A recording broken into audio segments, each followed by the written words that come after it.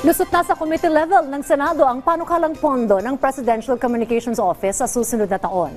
Inilatag naman ng PCO mga kasalukuyan at iba pang planong programa ng ahensya para higit na mailapit sa taong bayan ang mga hakbang at proyekto ng pamahalaan. Si Daniel Manalasta sa report. Pasado na sa committee level ng Senado ang panukalang budget ng Presidential Communications Office at attached agencies para sa taong 2025. Dumalo mga opisyal ng PCO sa pangunguna ni PCO Acting Secretary Cesar Chavez. Dumalo rin ang namumuno sa iba't ibang sangay ng PCO. Kabilang na ang General Manager ng People's Television Network Incorporated na si Toby Nebrida. Inilatag ni Secretary Chavez ang ilang proyekto, aktibidad at programa ng PCO sa kasalukuyan at mga plano pa sa hinaharap. Tulad na lang ang programa para sa Freedom of Information, iba't ibang communication workshops, trainings at marami pang iba. Marami hong nagagawa ang PCO in the last 2 years ho.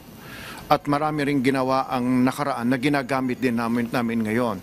Ibinida rin sa budget briefing ang mga proyekto tulad ng usapang agrikultura at kapihan sa bagong Pilipinas. On-air online, in sustainable speed and sustainable focus so that 5 to 6 in the morning in all radio stations of Radyo Pilipinas, about 28 of them will feature issues, content on agriculture. So that it's not only about bigas pala, it's something to do with livestock, entrepreneurship.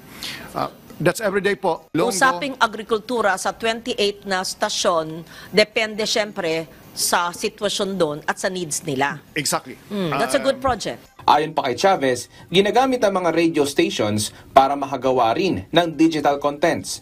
Ibig sabihin, hindi lang pang radyo, kundi makikita rin sa social media.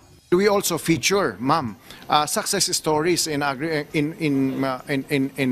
agriculture and Meron kang YouTube version yan. meron ho. Na Meron? makikita po yan, makikita po siya sa Facebook, makikita sa YouTube. Yes po, yes po. So actually ma'am, ang atake po niyan is digital social media. Ginamit lang po yung radio station to make it a credible. Ngayon lusot na sa committee level, inaasahan namang tatalakay na sa plenaryo ng Senado ang budget ng PCO. Daniel Manalastas para sa Pambansang TV sa Bagong Pilipinas.